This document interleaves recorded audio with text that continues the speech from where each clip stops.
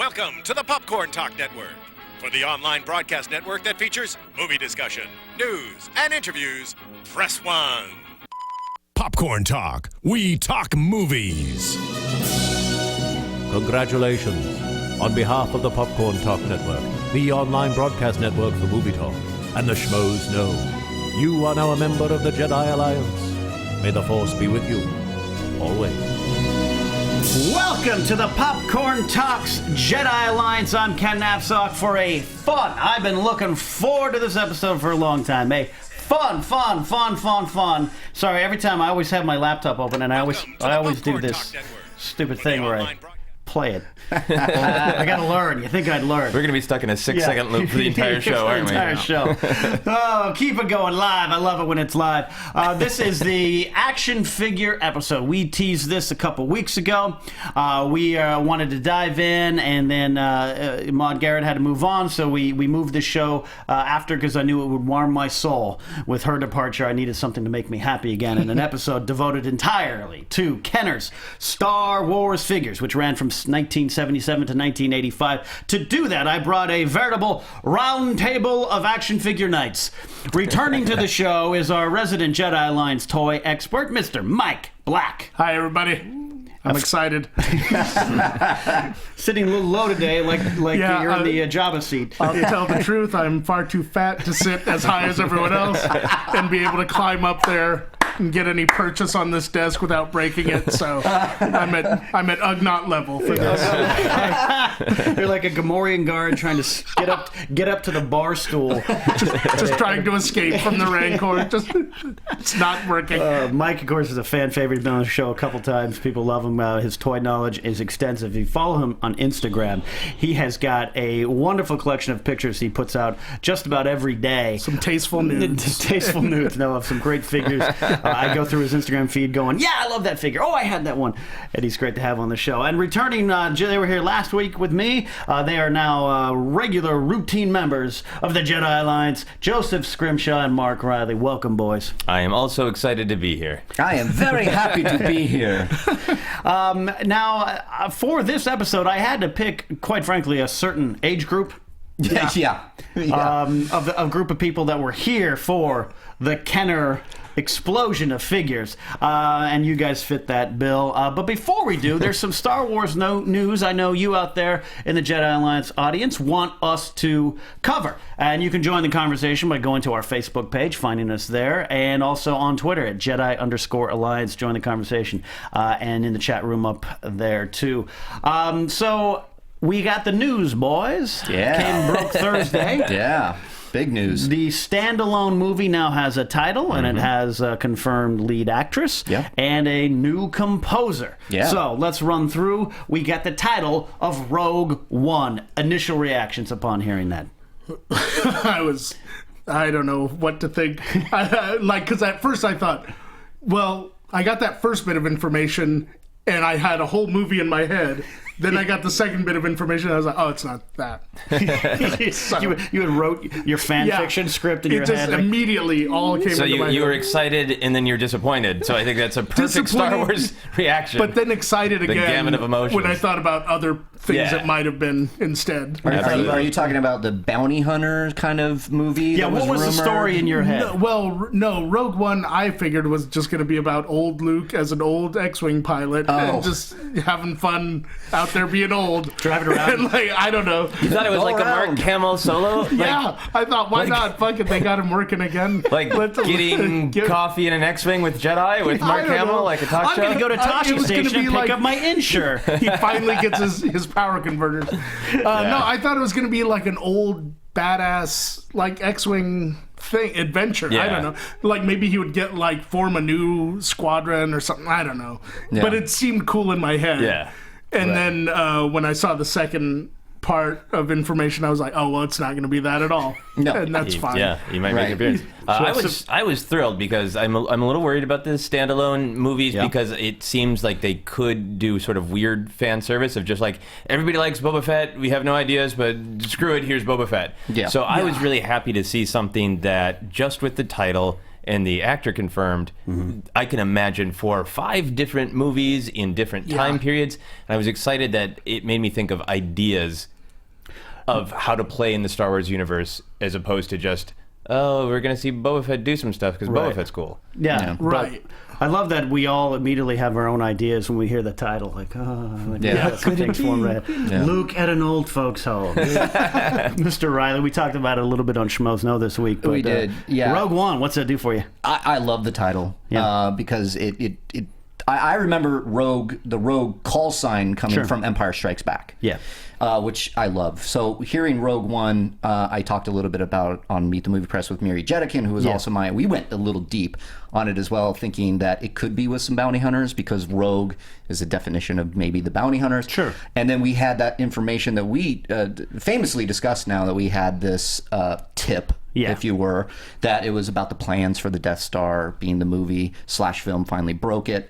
So if that's the case, I think we're on that line. I think Rogue One can be maybe the X-Wing pilots or the something rebels. related to it. Something related with bounty hunters getting Death Star plans. So biased a little bit on knowing what I know or hearing what I've heard.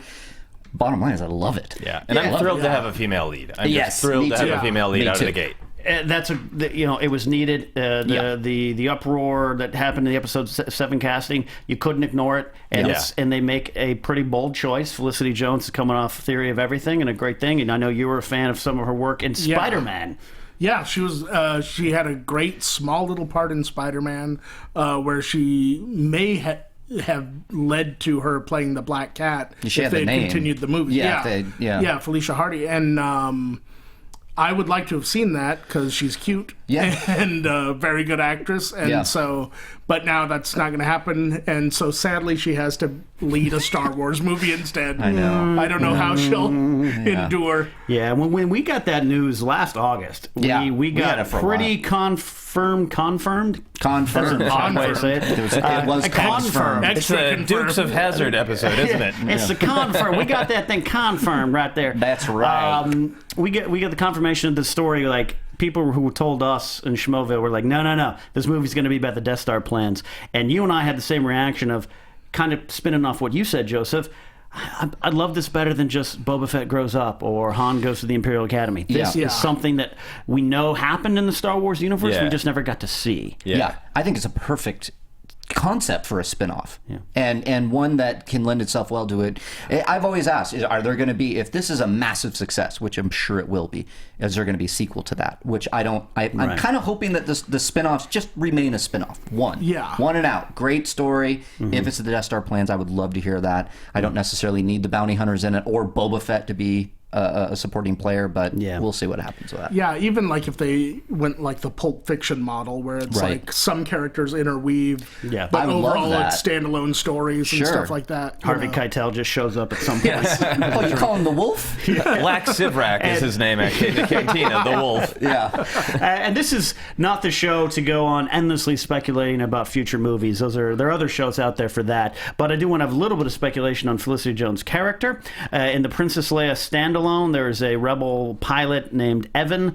It doesn't seem like it would work for her to be in the Rogue One film, but Felicity Jones kind of looks like her, and they really introduced this character pretty clearly in the Princess Leia comic series now. And then also could be someone like Sabine from Rebels. Any thoughts on what she might be? Let's have fun. Armchair quarterback fantasy booking. One of my favorite theories out there that I don't think is true, but I like thinking about it, is that she's going to be playing young Princess Leia. Which I don't buy that, to be honest with you. I think there's too many kind of variables with that. And I've heard that actually there's a Princess Leia cameo in Force Awakens played by Carrie Fisher's daughter. Yeah. So I don't think that's going to... What's her name? Billy Lord? Billy Lord, Yeah, so... and then I heard Hera as well. Hera's possible. That might be interesting, right? She's a... Twi'lek, thank you. But the Twi'lek or Twi'lek, in an episode of Clone Wars, Maude Garrett actually texted me. I was just thinking this, And she goes, hey, Obi-Wan just said Twi'lek. And then a few minutes later, she goes, he just said Twi'lek in the same episode. You can never trust Obi-Wan. He pulled a Lucas in the same episode. So a Rogue One today. Depends on your point of view. Yeah. From a certain point of view. composer, score. Yeah. I don't know this. This is your kind of genre. You love composers and scores. Yeah. So Alexander Desplat. I don't know. It's French. Winner of the composing Oscar for your favorite movie this year, Ken. Grand Budapest Hotel. That's another thought. Yeah. He is a fantastic composer. He did Godzilla. He did Harry Potter Part 7. You know, he's got his roots in genre as well as independent. So I love that he's going to get to do the first non-John Williams score. Right. Now I'm wondering, are we going to get the fanfare at the beginning and the crawl of all these spin-offs? I would imagine they're going to keep major themes. I think they need to do that. I think they have to, because when it's slightly off, it's in the uncanny valley. Like, I remember when I saw the Clone Wars movie in the cartoon movie in the theater. Get some drums. I wanted to just flip a table and leave, because like it's almost Star Wars theme, but it's not. Yeah. It makes it feel like cheap. It makes it feel like you're eating like cheese poofs instead of Cheetos. Like It's like when I used to buy a Choni save pack for my Sony PlayStation. There you go. So I like this choice, regardless of what I thought about Grand Budapest or not. Being a big Wes Anderson fan, that's another discussion. Yeah, John Williams is 83, even though he's still working and doing great work. Yeah. We know at some point there has to be a transition. Yeah, and I think they just did it. Or we have to download his brain. Freeze his body, download, all that. We have some options. Steps are being taken right now to assure John Williams. So that is the big news on Rogue One, and for some reason I've said this before, but with Episode 7, I don't want to know anything. I already feel I know too much. Me too. The Rogue One spinoffs, I might click on a story or two just to figure it out. I'm so intrigued by what they're coming up with this outside of this. Yeah, the general time period. Right. That kind of thing. It's funny. Cool. I stayed away and didn't even post an article that one of my writers did. They saw some leaked concept art. Yes. And I just stayed away because I did read one thing in a tweet, and what I read I didn't like. I was like, no, I don't want to hear that. Right, and you know, and to the fans out there, I appreciate your tweets and join the conversation like we always do. Just a lot of you actually message me spoiler stuff. I don't click on it. I don't look on it. I don't look at it. I don't do it. Seth Cano at Captain Volcano90 tweeted in, maybe in Rogue One we'll finally see some Bothans. Now, we know that the Bothans maybe had something to do with the stolen Death Star plans for Death Star 2, but that doesn't mean... It does not eliminate them from also being slaughtered to get the plans for Death Star 1. They may have a proud history of dying for different plans. Yeah, I mean, that might be just a part of their culture, is that we die to stop large spherical death things from happening. They're the Japanese kamikazes of the Star Wars universe. We're really good at stealing blueprints. It's kind of our house sigil. It's a stolen blueprint. Industry as Bothans. We don't mind dying over it either. No. Anything to get out of this tedium. So there we go. Rogue One hits theaters December 2016. You just have to wait 1 year for It's Star Wars, almost there. and then 6 months after that for Good episode time. 8. Yeah, good time to be Just a Star stay Wars alive, fan. everyone. Stay alive. We will find you. Like Unlike the Bothans. Stay on target. Stay on target. So let's dive into the action figures. Yes. One of the best parts of being a Star Wars fan growing up then and even now. Now there's so many action figures to choose. Mike Black convinced me to get into the Black series. You're not related to that. No, I get no money out of that. And they're now hanging all in my room. Jabba didn't make it today, but the Biker Scout did. Eagerly waiting the Black series Han riding the Tauntaun that comes out in May. But the Kenner line of Star Wars action figures helped fuel the love of the movie. It helped explode it into markets that it normally wouldn't have done. It helped rewrite the book on merchandising, and we all are living examples of what the action figures can do to further your love of the Star Wars universe.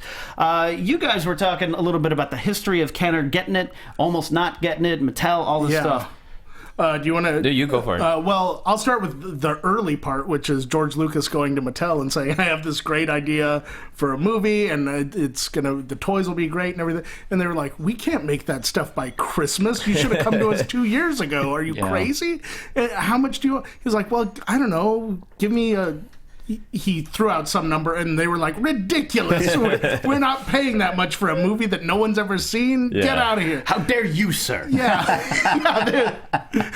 They just threw an everlasting gobstopper at him and get out of here. So he leaves, goes to Kenner.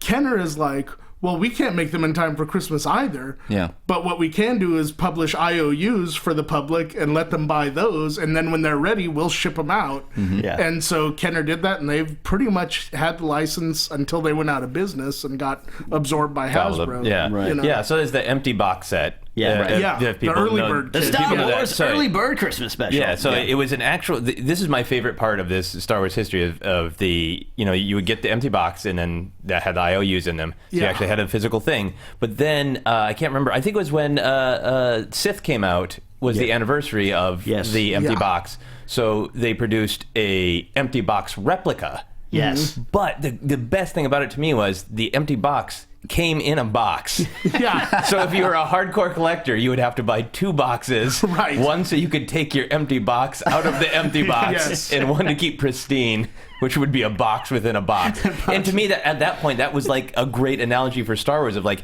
it's cool and elusive and weird, but it's just kind of layers and layers around the idea of something. There's nothing. It's just the Force in the center of the box. We just want a box to open to find an empty box. That is Star Wars. Could you imagine? I was 1 year old when Star Wars came out. I actually saw it at a drive-in theater, swaddled in baby clothes.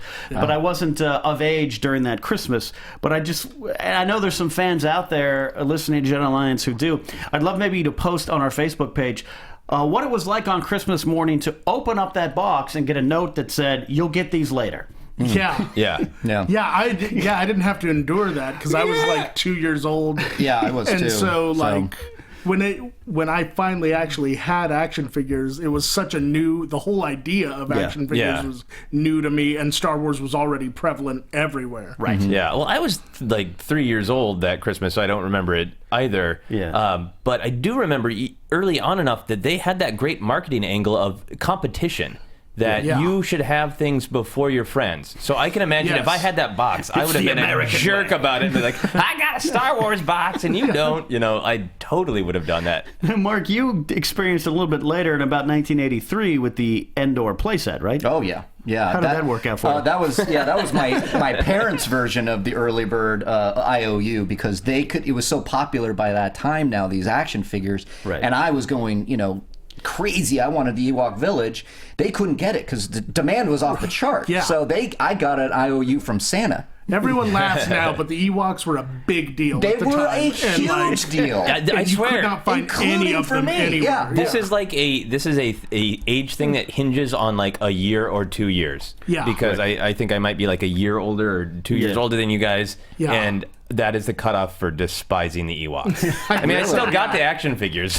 Yeah. I still had to hunt for It's them. like they are part of the universe, But whether I like it or yeah, not. the dislike of the Ewoks, I think, is this very fine And- age thing. Steven, you got this picture up right now. I love that That's photo. that shot here. Oh man, I would go crazy. Watching it here. When you were a child in our era, you'd walk into a Like, KB Toys or something, and Toys R Us, Toys R or- Us, yeah. and a wall of action figures would greet you when they hit the stores. And they weren't organized at all. No, like they, no. it You had wasn't to the same. look Yeah, so you had behind. to claw through all of You them. can see here that they didn't give a damn about organizing any of that. Yeah. They just shove them on the pegs. Yeah, it's fun to think of a generation where the adults truly didn't understand why the kids were going so nuts over this. Like, I think the whole world understands pedantic geeks. Passionate geeks enough to know, like, oh, you have to have all of the Lobots on one peg. And the adults at that time were like, Lobot, Walrus Man, who gives a damn? Yeah. Exactly. It'd be Bespin Guard, the black and the Asian one, and like separate apart. I'd find the was fun. ATST driver. Yeah, it was so fun as a kid too to like you'd go to shop and buy them, and you could tell that the guy who ran the store had never seen any of it. He's like, oh yeah, I got a whole bunch of the Darth Vaders, and like there's a white Darth Vader, black Darth Vader, red Darth Vader. We got all of them, all the different Darth Vaders. Oh man, I got in a fight at the Mervyn store. A display just like that, all just haphazardly thrown up there. It was Return of the Jedi, and there was the elusive figure that I needed, and that was Princess Leia in her bounty hunter disguise. Okay. And I'm looking, and there's another girl looking, and we're doing this, and we both find it at the same time. and proceeded to go back and forth and I mean, I still remember finally winning. I did push a girl. You pushed a girl. I pushed a girl for down. Princess Leia action For a figure. Princess Leia action And you figure. were right to do it. And I was right to do This it. poor girl only had one hero to look up to in the galaxy, and you know took what? it from her. Yep, she was my hero too, so get in line. Get in line, lady. Now, be honest. Was there a Lady and the Tramp moment somewhere in there where the two of you locked eyes?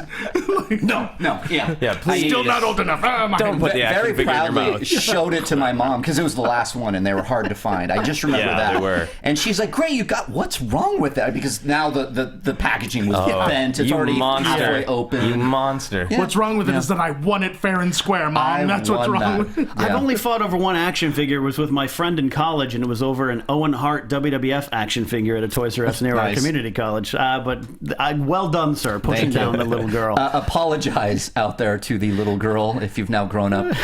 If you've, did you think you stunted her growth? I might have stunted her growth. I froze her in time so she could not challenge me as an adult. We can meet at Mervin's, or now it's Lowe's, and we can talk. I have an even more shameful admission that'll make you feel much better. Please. Last week at Walmart, a little Great. boy found the Scarlet Witch Marvel Legends figure that I needed to complete Odin. And I looked at his dad and was like, "Does he really want a doll?"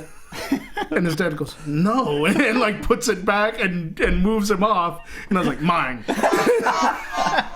Hey, Worse. I was in a Target, and a young mother and her 8-year-old, 9-year-old son was looking for what turned out to be Zam Wessel, the Attack of the yes. Clones, Yeah. Change-Alon bounty hunter, an Australian actor. So I actually like that character from the prequels. Sure. And I'm standing there, I'm looking at something else, and the mother's like, I don't know what you're looking for, a bounty hunter. And he's like, it's a bounty hunter, and she Anakin chased her, and I'm like, it's Zam Wessel. And the mother, I thought I was helping the mother out. She shushed her kid and moved him from the aisle. Like some weird white dude was like, it's the bounty hunter Zam Wessel. Here's the figure right there.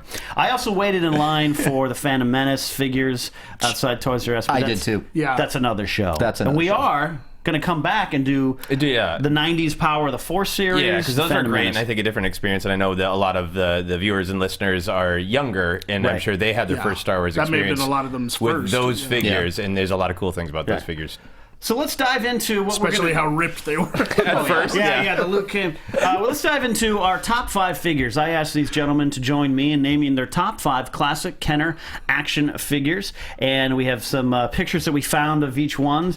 What's interesting, though, there's a lot of crossover. You guys not knowing what the other people picked. I love this. Picked some very similar ones. So we're going to Very start cool. first with Mark Reilly's figures. Yeah.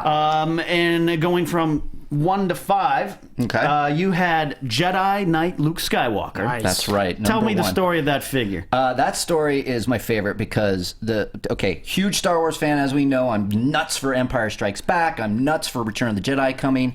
My mom goes to Europe, England, and comes back with this figure. And it's the first time I saw the shot of Luke in Jabba's palace, and I just went, yeah! Rip open, play, look, play. What is this? It just was so perfect for me. So there's just the greatest memory surrounding that figure. I was at the height of my love for these movies. The figures, the action figures, needed them all, and Luke being my favorite of all Oh, time. and you must have gone nuts seeing the back with like all the other figures. All the Yes. characters, Yes. And trying to put the plot together. I did. I Yeah. think that's what really started probably my writing career. Was like, well, this must mean that he did this, and then he did this, and blah blah blah, and then that scene.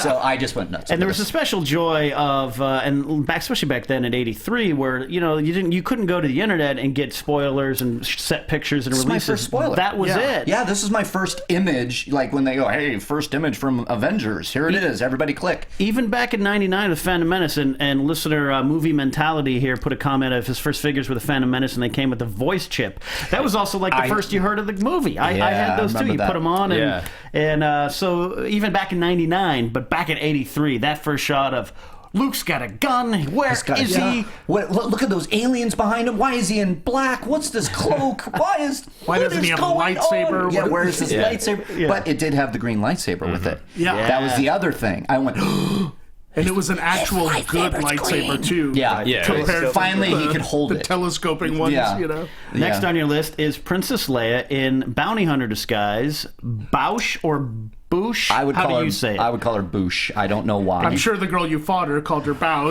That's why we got in a fight. So this is the one you fought over. This is the one I fought over. Again, it's tied to these memories. And again, I hope she's watching. I hope she is too. She might not remember. But yeah. That little girl grew up to be Maud Garrett. Hey, sorry about that, Maud. Again, I think by this time I'd seen the movie, and I needed this figure, obviously, for reasons. And it was very popular. Well, they had the mask that came off, the too. mask that came off, the circumstances around it. Leia's in a bounty hunter disguise. How cool is that? If you just take that and walk into a toy store, maybe not even seeing the movie, but knowing Princess Leia, and go, she dresses as a bounty hunter? Now, did you believe that she made up this bounty hunter? I had believed that she had killed a bounty hunter that was already kind of famous that looked like that. And so it was like getting two figures. Yeah. Because I was like, you can be that guy going off on his adventure. I'm sure there's a story, and we can Wikipedia it. I don't know it offhand. But I went with Mike on that one. I always thought people were like, oh, it's Boush. She said, why does her mask come off? You know, that's the direction I went with that. And how cool was it? Princess Leia was a princess of action all the way through Star Wars and Empire. But by this time, this is her first real, action figure. She's got a weapon. She's got this mask. She's got all this stuff. She's not in a flowy, frilly robe. She is ready to fight it out and save her man. And I love that. That's what she did. I like that they Han went was deep the damsel in cover distress too for this. You know, to rescue Han. They're how long had Lando been there? Right. You know, when you think about it. That was a long time. I'll show you where the break room is. That's where you clock out. It's ATM if you need it's some Luke's cash. first plan as a Jedi, and my theory is that he is just trying everything like a good Jedi to avoid conflict. Yeah. So he throws every friend out all right. Yeah. Here's what you got to do. Yeah. Next on your list is Darth Vader, the classic Darth Vader from Star Wars. Yeah. Again, this just has. I mean, I just look at that placard and I just go, it's just memories, you know. Yeah. Because it was Darth Vader, and when I'm 2 going 3 years old, getting these figures, having seen the original movie, watching it over and over again, Darth Vader became my favorite because he's the dude in the black with the thing, and I gotta play his stuff every day. So it's ultimately his saga too. Looking back, that would probably be the most iconic of the Kenner figures. I would think that's why I gravitate towards it as my number 3. So, and number 4 is Empire Strikes Back Han Solo, a.k.a. Bespin Han Solo, which I know will pop up later as well. Solid choice. And I love that card there. That is a great Han Solo. That he had such a GQ pose and on the card. That's the only card I vividly remember from childhood. Thank you. I saw that one and I was like, oh, fuck, this is awesome. I remember I didn't it say well. the F word when I was a kid, but I was feeling it. You thought it. Yeah. But a very close second to all the characters, and I know, Ken, your favorite is Han Solo. I mean, of course I love Han Han's Solo. my guy. So when I see this, and I see him standing there just like that, and again, I remember having not seen the movie yet. I'm getting these figures before it's coming out. Han's got a jacket now. He's got a jacket. He's got this. What does this mean? He's rich. He can afford sleeves. Yeah. I'm going crazy in my head. What does this mean? Empire Strikes Back. Wow, it's this title, and I'm going to buy this now. Yeah. So, And big fifth, favorite. rounding out your list is Boba Fett. Boba Fett. Where? And we're talking the classic Boba Fett, not so course. much the spring-loaded rocket that would kill kids that never really hit the market. But this is Empire Strikes Back, Boba Fett. Yeah, again, I think I got it actually after the movie, when I finally saw the movie, and like everybody out there went, who's that guy? He's the coolest, need him now. And so I bought it and played with him like you wouldn't believe. Right. So he's my favorite. That's good. That's a great, solid list. That is a good top 5, Mr. Mark Reilly. Thank you. I appreciate Boba that. Fett was so popular that I don't know of a loose Boba Fett that's unscathed. Oh, right. Like, they're all missing something. They've got real battle scars and stuff. Oh, you yeah. know? I went crazy with that one. I don't think I actually ever owned a Boba Fett from the classic line. Really? I got them now. Really? I think I did have that Bespin security guard. But I have vivid memories of playing with him at my grandmother's house on her hearth of the fireplace, and he jumped up. Man, listener Fan Solo just wrote that the Kenner vintage figures are the all-time greatest Star Wars toys, and I totally agree. That's why we're starting here. Some of the other shows figures are great. The Black Series is blowing my mind, but there's something so special about this. I'm glad you guys are enjoying this conversation. Next on the list, top 5 is Mr. Joseph Scrimshaw. Woo-hoo.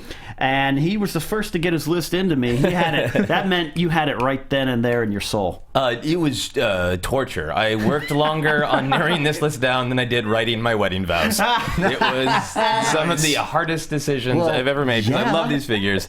Unlike you, Mark, I was incredibly delicate with my figures. My brother was 3 years older than me, and this was a very connective tissue in our relationship, as all of these action figures and playing with it. And we had a bond that we would play with our action figures, and our friends, we would see how they behaved with their action figures. And if they were too abusive, no. And we got to a point where we would sort of henpeck one another about how many times, as we played, do you really need to move Han's arm at this point? Because you're going to loosen him up too much. So we monitored and took very good care of these. My first was the Jedi Knight Luke Skywalker as well. With that too, and I got a different photo, a little more closer photo of the picture, the gun, the cape. I think a thing that we can lose track of is the figures did jump in quality massively between the 3 films. So this was, the best looking Luke by far. Yeah. First time his lightsaber color was accurate. Yeah. Because Bespin Luke had a yellow lightsaber. Right. The cloak was cool, but for me, the story of the figure was a story of hope, because my brother, being 3 years older, was always trying to condition me for the worst. So this was about 6 months, whatever the actual time was that the figures were released pre-Return of the Jedi, and we lived in a small town in Minnesota called St. Cloud, and we were driving up to the big city of Minneapolis to go to the stores, and I was telling my brother, I just have a feeling the Return of the Jedi figures are going to be there. And he pulled me aside and I don't want you to be disappointed. So you need to know they won't be there. It's probably going to be a bunch of broken Lobots. Yeah, right. But I demanded for him to tell me, if they are out, who do you want? And I think we had seen some previews, and he's like, I want the Gamorrean Guard. Nice. So I turned the corner in Sears and was like, holy swear words. Yeah. The first thing I saw was Luke Skywalker. Blew my mind, and then I dug through, desperately trying to find a Gamorrean Guard to impress and shame my brother for being wrong and doubting me. So I just see hope when I see that That's figure. So great. You had faith in the Force. I had faith in the Force, and it was rewarded. It's a great figure. So you had a great brother. My brothers were 10 and 11 years older than me, and would switch the heads on all my figures, and I did not have the strength to switch them back. Oh, God, that's terrible. Yeah, my brother briefly ran away. We lived in Portland, Oregon, and then we were going to move back to Minnesota, and we didn't want to. So my brother took his Han Solo, his Bespin Han Solo, and ran away for 5 minutes. And then came back because my parents hadn't noticed. Han and I ran away. You didn't even notice. Han and I ran away. With Han at your side. Next on your list? Yoda. And I particularly had the Yoda with the hard orange snake. Yeah. Because there's a lot of snake variations. Hey now. Yoda, he was a character that I loved in the movie, and I really, really was desperate to find him. So he was one of my first geek things where I found him. That's a great They figure. knocked him out of the park. Really, They really did. They did a great job with the figure, and Yoda was incredibly hard to find. All the other kids on the block wanted Yoda, and there was an older dude who, at this point, reminds me of Palpatine. He tried to manipulate me again and again. He would get me alone when my older brother wasn't there. Would say, oh boy, 18. I have 18 Star Wars action figures. You could have more action figures than anyone else on the block, and all you have to do is give me Yoda. No. And I would just I would be strong and say, no. And what were the figures? No. Hoth Warrior 1, Hoth Rebel 1. Yeah, Hoth Warrior 1, super loose Princess Leia. Quality, not quantity, man. Yeah, some Tusken Raider with a missing arm. Unnatural. Exactly. So when I see Yoda, it's Where can I get these figures? Not from a Jedi. Not from a kid who plays with them responsibly. This guy sounded very creepy too, by the way. Oh yeah. He was. I think his name is Sean. Okay, Screw Sean. you, Sean, wherever you are. Creepy Sean. I held strong. I still have that Yoda, and I know exactly where he is, and he's safe from Sean. He married the girl I pushed over at Mervin's. I like to picture Sean watching this going, someday. Number 3 was an interesting choice on your list. Bosk. Oh, yeah, man. So Good Bosk, call. Good call. obviously the bounty hunters were super cool. One of the cool things about The Empire Strikes Back, the quality of the action figures, because the humans they hadn't perfected. When they had an alien or someone with armor, the action figures looked cooler and more realistic. That's a great point. Look how close he looks to his picture there. Yeah. So like, oh wow, when you were a kid in the late 70s, early 80s, you just kind of accepted that certain things couldn't happen, and you just sort of accepted like it's impossible. If you even believe that God is real, God could not make an accurate Mark Hamill action figure. These things are impossible. But somehow they made a perfect Bosk. They did. And the other super cool thing about him is he comes with this little rifle, but he has the weird little lizard hands, and he's got this strange, twisty grip. So he's holding the rifle in a really weird way. And I was really fascinated with that. The different way of holding the rifle, because it seemed like Bosk was maybe that his race, the Trandoshan's, were not meant to hold rifles, but he'd figured out a way. But he was a good bounty hunter, nonetheless. Nonetheless. He didn't let that slow him down. Nope. And then, speaking of bounty hunters, number 4 on your list? This was Princess Leia in Bush disguise. I always called it Bush disguise. Bush, Bausch. I don't know where I got Bush, but I ran with Bush. I do. I was 9 years old, so my own euphemisms went over my head. That's where you got it. So when you went to the store and said, "Can I have Princess Leia's Bush?" Everyone like, "This kid, what's wrong with him?" When you got it, did you hold it up and go, "We've got Bush"? Well, I will be honest with you. For some reason, saying Bausch sounded dirty to me as a kid, but Bush sounded like decent and clean. Perfectly fine. But yeah, all of the things that were said before. I thought it was just so cool that Princess Leia was a bounty hunter, and was being shown really holding her own, and also the same thing as like with Bosk, the outfit looked great. Yeah. She looked really cool. Awesome. So it was just one of the best moments of any parts of the saga when she pulls out that thermal detonator. Yeah. Like, what a... And then you're, as a kid, you're like, what's... And 3PO getting all freaked out. That was a great moment to find out it was Princess Leia. That said so Willing to much blow about everything up. every character in there. Yeah. Like, the Jabba the Hutt's just laughing about it, and that she's willing to do it, Yeah, and I think that the scene then where she also takes the mask off and Han asks her who it is, and it's someone who loves you. And to me, it's like way back in '83, they nailed what we're striving to do now with women characters of. You don't just have to be a badass who kicks characters who has like typical masculine strengths. You can be a fully rounded character of like, I'll blow this whole place up. But I also love my man, and it's like both sides of the typical gender.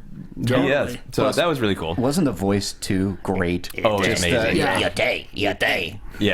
Yeah, it's just great. And the action figure was very difficult to find, so there was also that I feel special that I found it, and I would have knocked a person down for Rounding it too. out your list is one of my favorites. It just came in on my list, maybe 6 or 7, but you got this one. General Nadine. General Fix Nadine. With the comb over and everything. Yeah. So he came out after the movie had come out. He was in like the second or third Return of the Jedi wave. And the thing that I really liked about him is at that point we were getting so deep, and it was cool because for Return of the Jedi, they went deeper than they ever had with the Star Wars or the Empire line. So you're getting into these weird characters. And even as a kid, I really realized you are pushing the definition of action figure. You've given me a bureaucrat who comes with a pointer. Notice this? I'm out.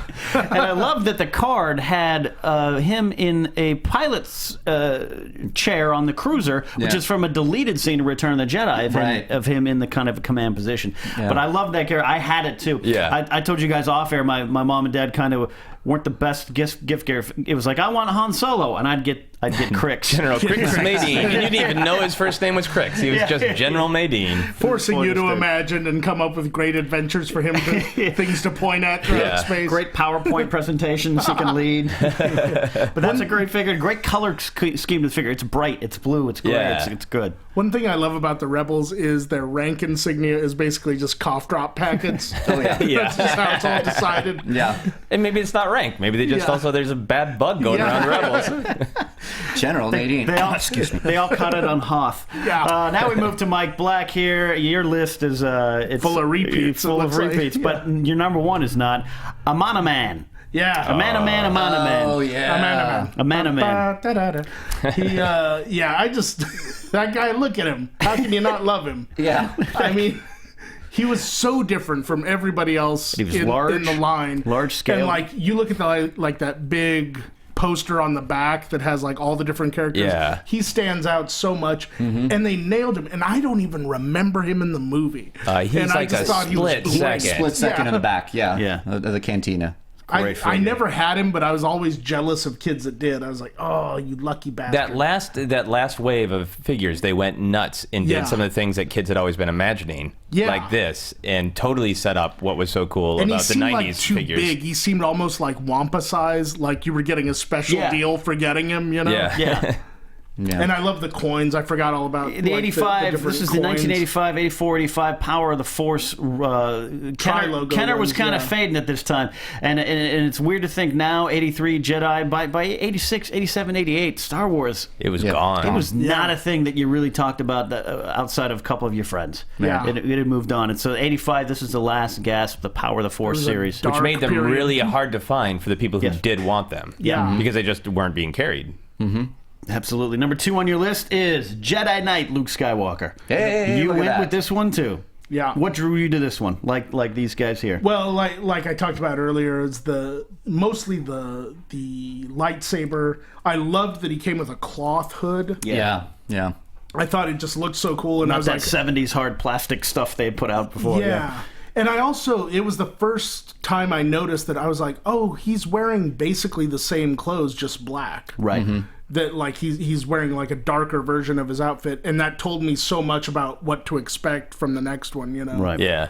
It's a great figure. I think the three of you have determined that this is the all-time best Star Wars figure. We may have. Yeah. I think you have. It's up there. This is also the picture that was on my lunchbox. Yes. Yeah. That Yes. very same photo. Right. Yeah. Yep, I had that lunchbox. I think that was the lunchbox that all my figures were in when I sold them at the swap meet for $2. Or, Monster. Oh, man. horrible. My childhood. That's awful. Number 3 on your list is a returning figure, Bespin Han Solo, the Empire Han Solo. Yeah. It shows a different shot here, and you can see this figure in a little more detail. Yeah, it your almost kind of looks like Harrison Ford, which is about as big a compliment as you can give. It's to more a like, Star whoa, Wars figure. that photo has the wrong blaster, which offends me. Yeah, He has a Bespin blaster, but he came with his actual Han Solo. That looks more like DL-44, I believe. looks is the like blaster. Mosquito Coast Harrison Ford. That's what Empire Harrison Ford. But it's good. That's from Witness, isn't it? That's his gun from Witness? Yeah. It's a great he figure. looks like a cross between him and Sean Penn. It does. That's colors. That's colors, Sean Penn. Yeah. 4th on your list is Yoda. Going to There Yoda. we go. Yeah. Included the packaging there. I loved that packaging in that little too. tiny bubble. Yeah. Man, that was also one that I got before I saw the movie, and I was like, I don't know who this is, but he's awesome. Could you imagine going back to that time where you're like, who's Yoda? Yeah. Yoda. What's this guy gonna Why be? is he so small? Yeah, What's the snake do? it's like like he's gonna sing the rainbow song from the Muppet movie. I forgot he had that weird little cardboard insert by his feet there. Yeah. I That's don't know right. what that's for. Yeah, for think like that would making prop him stump up. speeches. Yeah, I don't know. Yeah.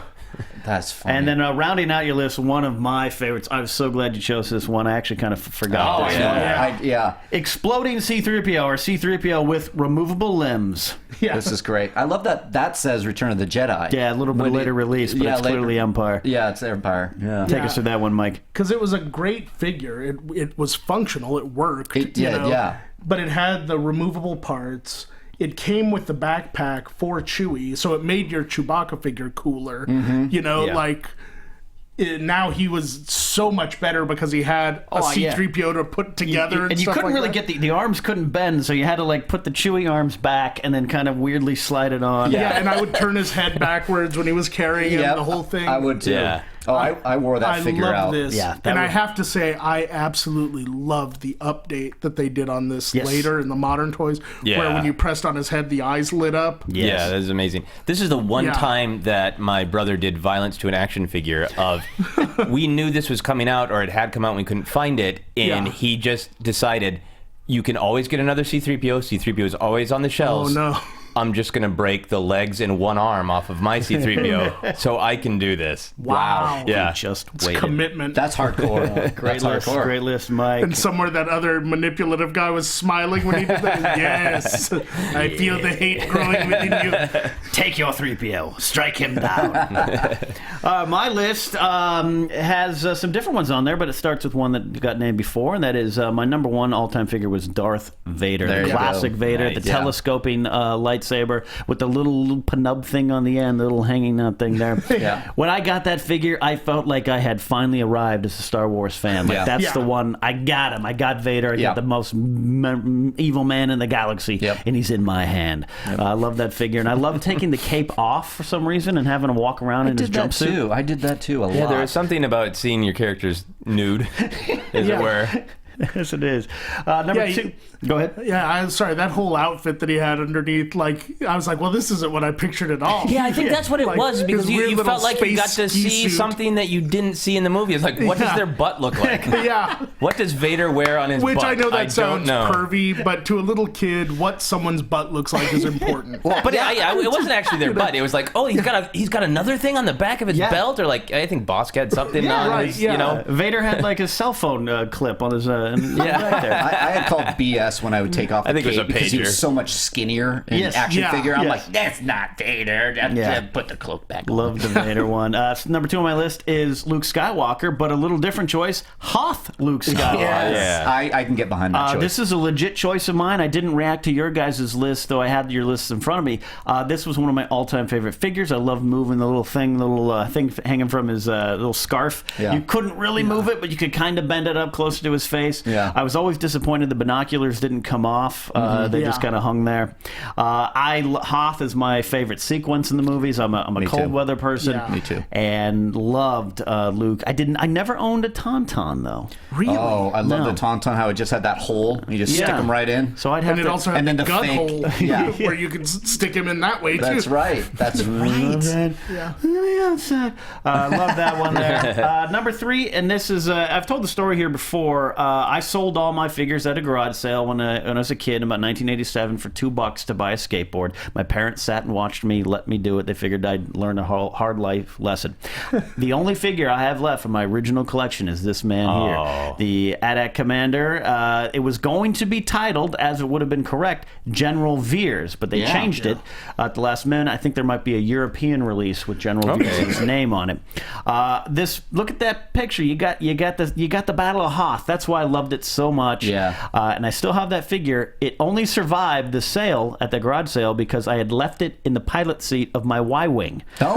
Non-canon. Yeah, well, he's jumping out. Maybe he stole the Y-wing. Yeah, crazy stuff happens. He had to get off of Hoth somehow. My fan fiction was that. I love that figure there. I love the offer for the free Revenge of the Jedi figure. Yeah. And that was a step And down Revenge of because the- the Star Wars you had the teaser of Boba Fett, and Empire into Jedi you had the teaser of Admiral Akbar. Admiral Akbar. Number four on my list is Emperor's Royal Guard. Yeah. Oh, that those was are a cool. solid figure. There was something about that figure. I am drawn to those guys in the movies. I like it's very similar for me to one of my favorite G.I. Joe line of figures, the Crimson Guard. Oh, yeah. I So remember for me, that. it was like an extension of that. It was like this bright red, mysterious, masked kind of unit that I protected remember the leader. I was obsessed with these guys for a while. Where do you remember the pencil toppers that came out? Yes, and yes, they were yes. like about that big. Yeah. They were almost the size of like the Mego figures. Yeah. That was the only one that you were like, well, if I found some red cloth, I could make a dude that size. And so that was like the closest thing I had to a Star Wars figure that size. Oh wow. And there have been many re-releases of this figure, and they obviously get better, more detailed as time goes on. But there's something for me, the cloth cape, the little stick he carried, and then that too. You lifted up the cape, and you're like, oh, he's got a red jumper. Yeah. No, he's got some really casual, Dockers under there, pajamas under like there. They're pretty realistic little crinkles in the pants, Yeah, they did. And then rounding out my list is another weird one. I had a thing for the Imperial guys that just kind of did the work. I consider this guy. There you go. Death Star Gunner. This is from the late release, the 1985 Power of the Force series. Yeah. This figure, and I actually think he survived that sale, but he is somewhere in storage, and I can't find him. But there was you talked, Joseph, about the quality growing. Yeah. This figure would not have been as good if it was released in 77. No. This was the Return of the Jedi version, and this character, the visor, there was a thickness to the mold. It was one of the better figures, and it was released late and kind of a harbinger of things to come in terms of action figures and what you could do. And that was one thing that I forgot to say about Bush Bausch Bush, that the actual fact that a helmet could fit on an action figure and then come back off was legit mind-blowing. Oh, so cool. Yeah. Absolutely Just the was. coolest. Absolutely was. So that is my top 5 list there. I gotta say, on this guy, clothes make the man, because how hard is it to aim at a planet? Very true. If you miss, screw you, you're fired. And if stormtroopers have a hard time seeing out of their helmets. Yeah. Out there on helmet's crazy. Facebook, you guys, I put this out to you guys. Jeff Hazel had the Green Greedo released back in 1978, the all-green Greedo. Oh, yeah. TJ Finley had the mail-away Sebastian Shaw version of Anakin Skywalker. I did too. I had that. I remember getting that. John Gosson, too, he put a picture up, and I asked you guys on the Facebook page, put pictures up if you got them, and you guys good. John Gosson has his carded Return of the Jedi Vader that looked very good. Nice. And some votes here, and I'm surprised it didn't make, especially your list, votes for Dengar. Oh, Dengar was really cool. I had Dengar. Yeah. A lot of those there. A lot of those figures. You guys are great out there. I hated Dengar, I'll be honest. His figure wasn't hated that... his guts. it wasn't that great. The figure, even brand new, looked like it had melted. Yeah, he looked like just a blob. Dengar's had a hard life. That was I was like, they only invited him to the bounty hunter soiree at Vader's out of pity. I want to make sure we have time for our Duel of Fates. It's a little different this week, but quickly, in a minute or two here, talk about your favorite vehicles and playsets. We talked about Endor, but for you... For me, Dagobah. Oh, nice. I love that set. I loved it's so simple now that I'm old, but the quicksand feature, which was just foam cut in a 4. Right. I loved that, and I would play with that for hours. I loved the levitating lever and the rock that would push up the little containers. The base was super detailed, so you could find little lizards and creatures. There were and there's little Easter eggs hidden all over the base, and then inside the tree stump it actually looks like Yoda's place. It has very detailed there's a smaller tree stump that he has food and stuff on and stuff. It was a really detailed. That set was made with a lot of love. I want to jump back to the figures really quick. Our listener John Stabe, am I saying that right? John asked, did any one of you actually have the special promo Boba Fett, or have you seen it? No. I've seen prototypes. I've seen the gray one that has the white dissected lever in the back and the missile that pops out. But they never released it. They never officially released it. Yeah, and just in general, by Empire, they still hadn't caught up to demand. We all have Sebastian Shaw, the Anakin Skywalker, because he was you send your stings in, but Boba Fett was still kind of hard to get. Yeah, they honored that deal, if that's what he's talking about. They sent people Boba Fett's, but they weren't rocket firing. The rocket ones never made it. Yeah, they came with a note, in fact, saying because of choking hazard and stuff, we can't. The famous choking hazard note. Joseph, vehicles, playsets? I would go with Dagobah for the one that I actually had, but I always think about the Death Star. It is the white whale. It was the thing that everybody wanted that was way too expensive. And I remember asking for it, and my parents didn't have a lot of money, but my grandma did. And when they sat me down and said, not even your grandmother can afford the Death Star. It was, again, that story of this sort of untouchable thing. And I am just sort of fascinated as an adult. Like, I've done research, I've done like comedy monologues about the Death Star playset to be what's that funny is invested. They were right on both levels, like as the toy and as an actual Death Star. Not even your grandmother could afford the Death Star. No, she couldn't. But to be just that invested in something that is so cheap. Yeah. Like, I mean, it was so quickly and made. I don't think it was made poorly. It was just things weren't made that fancy. But yet. It was not the best. It was like 3 layers of plastic. It was basically like a Lazy Susan with some cardboard on it. Along the sides. Yeah, and then like some orange foam for the trash compactor. I was just gonna say, and I love that if you that. go on eBay, there's a whole little microcosm, like a ecosystem of Death Star parts. Right. Yeah. Because nobody has the whole thing. Awesome. Mr. Mark Reilly, you got that indoor playset? Well, yeah, but that wasn't my favorite. I mean, by far my favorite, Millennium Falcon. Yeah. I mean, because you could just take the back off, and then you had the chess set, you had the seats, you had it all. And it was both. It was a playset and a vehicle. Yeah, exactly. And I loved being able to. And unfortunately, I remember my Millennium Falcon. I lost that top at one point.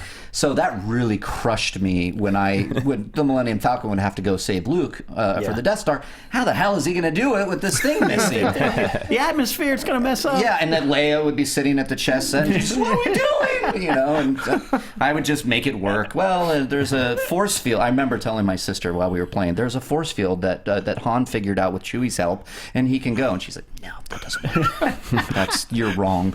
So, I remember a kid. He was trying to impress me in his basement. He put on. This was a long time ago, by the way. Well, with you, it's never sure. Yeah. He put on, In a basement far, far away. Put on roller skates, and he had his Millennium Falcon. He was like, "What's this?" And he ate it, and the Millennium Falcon just shattered to pieces. I would have lost my mind. He's laying on the floor like slobbering and crying and everything.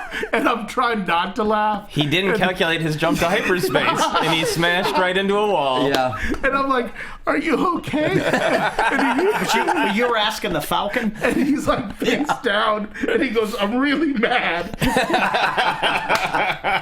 I'm like, well, I And the gotta go wheels are home. still spinning on the roller skates.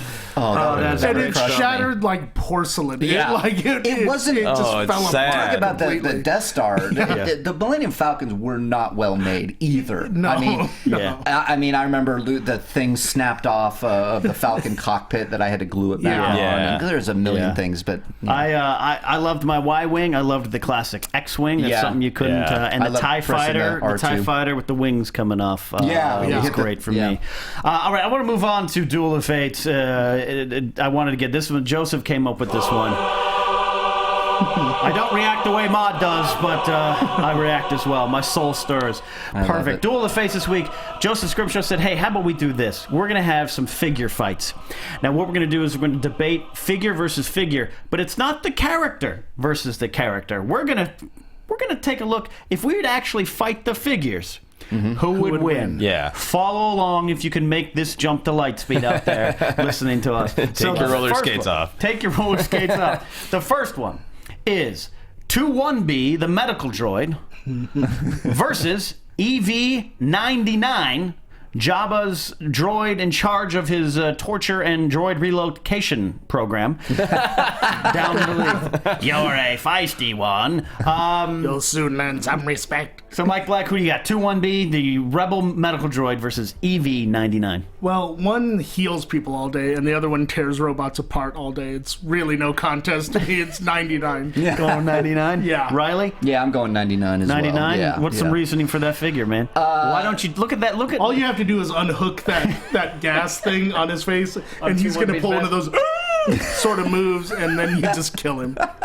I have a fun. 99 is the Jabba. He's right? the one. There's 88, who is the one. He's the one. 88 actually, is white. Yeah, he's the white, thin, skeletal one who is hurting the Gonk droid. Right. No, I go with the Jabba's palace droid. Okay. I mean, because he was, and again, he's just got a mean spirit in him that I think can carry him over into the winning column. So EV9D9 Scrimshaw. Oh, I go with 2-1B because this is action figure on action figure. I don't think 99 came with anything.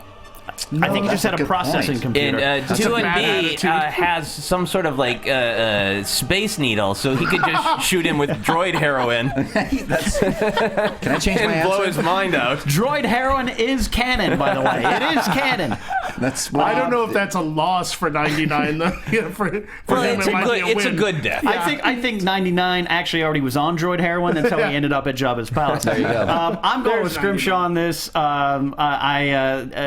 99 could probably win if this was kind of a roast. Like if it was him versus Jeff Ross at a roast, maybe it'd be different. But I'm going with 2-1B because he's just got some. He could take a syringe. That little figure had something with him. I'm going with that one too. Yeah. So our next battle, and this one I think is going to make some of you out there. King Brick has been mentioning this guy's name on the chat room board here for a while.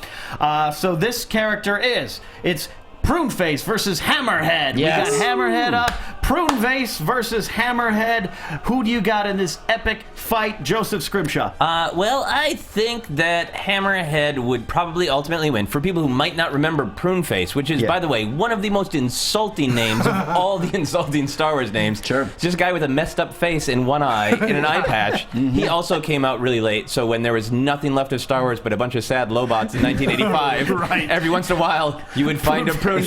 And he was a really cool action figure. He had a cape, he had a long gun, but I think Hammerhead has 2 working eyes. Pruneface only has 1 working eye, and if they both lost their blasters, I think Hammerhead could do some physical damage with his big head and his big hands and his big feet and his naked thighs. There's a lot of big... he has a very like 1980 aerobics instructor kind of outfit. Thigh gap though. Yeah. He's got a hell of a thigh gap. He's dressed to fight. Yeah. Who do you have black in this contest? Yeah, I got to agree. You just yank on his patch and stick your thumb in his skull. It's real easy. How do you like that? It's real easy to fight dirty with.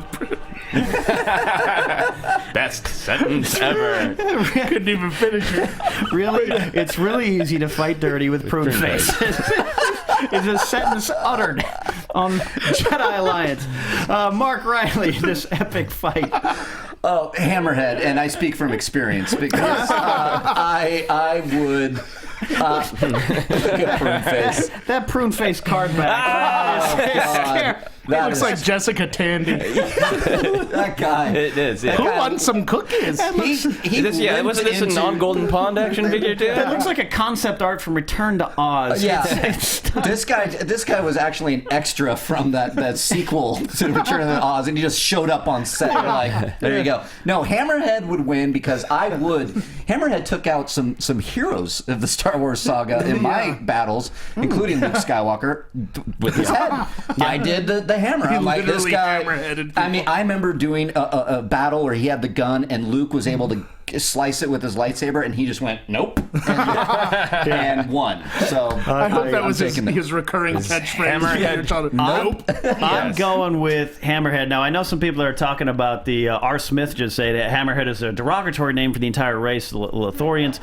They're actually peaceful, but when you grew up in the '80s, this was the name of the figure. Was Hammerhead? Yeah, so it was Walrus. I'm going. I don't care if his race is peaceful. He's got a gun and those hands. He would crush Pruneface, finish the job that nature already started, and just finish off Pruneface. I'm going Hammerhead with this one. And Mau Nadun, is that his? I think that's his proper name. Yeah, that's probably something. Yeah, it's in there. But in the original movie, though, what always got me was there was that, before Lucas changed it, of course, there was that meeting between the two. No, there wasn't. I'm thinking of something else. Never mind. Carry on, Ken Napzok. Carry on.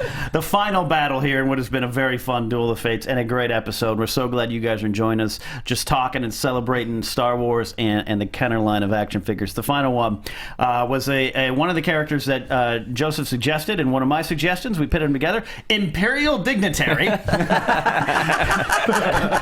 was the Emperor's religious council, versus Logray, the Ewok medicine man, in an epic battle of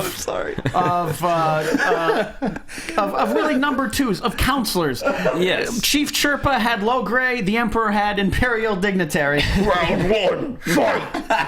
well Yes, put. in the Mortal Kombat battle. Who do you got? Logray would want to immediately light him on fire, obviously, and cook him and eat him, obviously. But the Imperial Dignitary action figure scared me more than anything. I saw Friday the 13th, and the Imperial Dignitary was scarier to me in that movie. Because he knew nothing about him. He's just like, there's a man who's older and uglier and more upsetting than Palpatine.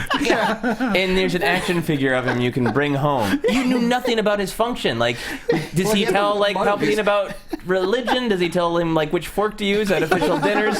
We don't know anything about him. He's a mystery. It's a wild card. He's a wild card. And he just kind of disappears when the Emperor's done talking to him, and oh, wow. Yeah, he might have force powers, but I think if it's an action figure on action figure battle, Logray has a bone-shaped, like, hawk skull on his head that he could probably stab the dignitary in the crotch with. Which means that sometime he beat up a giant hawk. A hawk. And put it You don't on. just buy a hat like that. Yeah. You earn Riley, weigh in on this one. Logray for the win. All the way. Logray. Absolutely. Look at that guy. He's got that. Everything that Joseph has already said. Yeah. He would light this scary-looking whatever he is on fire, eat him. Probably, I don't know. I mean, I don't think this guy... Wear his skin, yeah. Imperial Dignitary, no weapons. Just let's just look at the figure if we can. No weapons.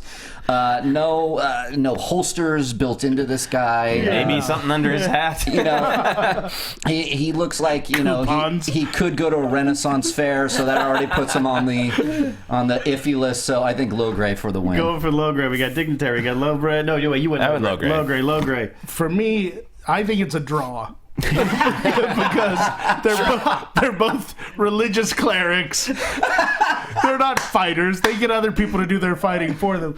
Honestly, the first time I saw the Imperial Dignitary, I thought it was the Emperor's wife. I had no idea Just hanging out. that it was a dude. They were just chatting. Could be Palpatine's husband. That'd be fine. That'd be fine. Sure. Sheev might go that But, way. We you don't know, know. I have a feeling these two would talk it out and just, you know, hug or something at the end. Just go their separate ways. Yeah. Just sit down for a nice conversation. So you're going push. Logray, push. I think I have to go a clean sweep for Logray. Those Indians, those Ewoks, excuse me. Wow. Those native Endorians. Thank you.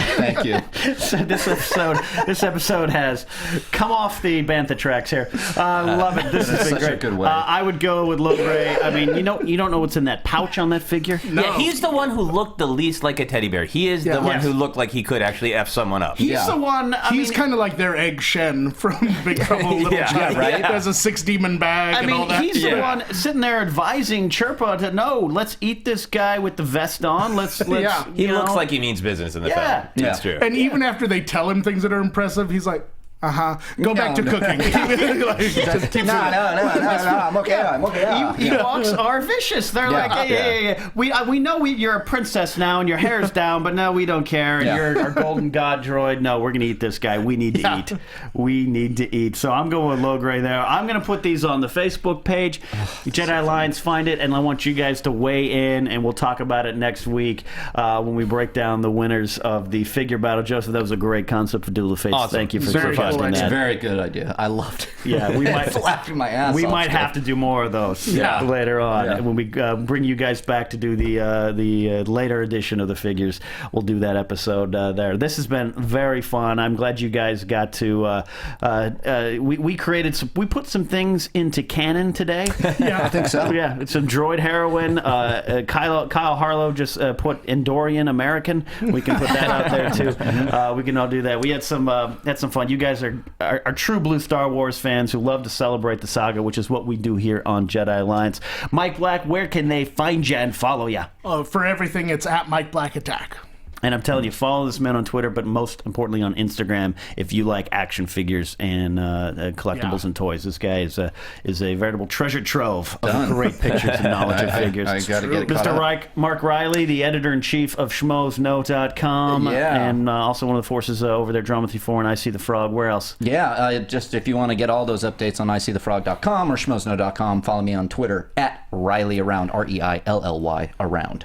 Absolutely. Mr. Joseph Scrimshaw, I love having you on the show. The fans love having you on the show. I'm so glad you survived your brother's abuse of your C-3PO figure and came out here to join us. Where can they follow you? You can find me on Twitter at Joseph Scrimshaw, and you can find everything else on josephscrimshaw.com. That leads to everything. In particular, I'm doing a tour of the West Coast with my friends, the Double Clicks. It's going to be a lot of geeky humor. There'll be a lot of Star Wars jokes and whatnot. So if you're on the West Coast, go to josephscrimshaw.com and look for the tour info. Absolutely, man. And of course, Stephen in the booth, thank you for your help today, sir. And I think I dumped about 80 pictures on you, and you went through well. I appreciate doing that as well.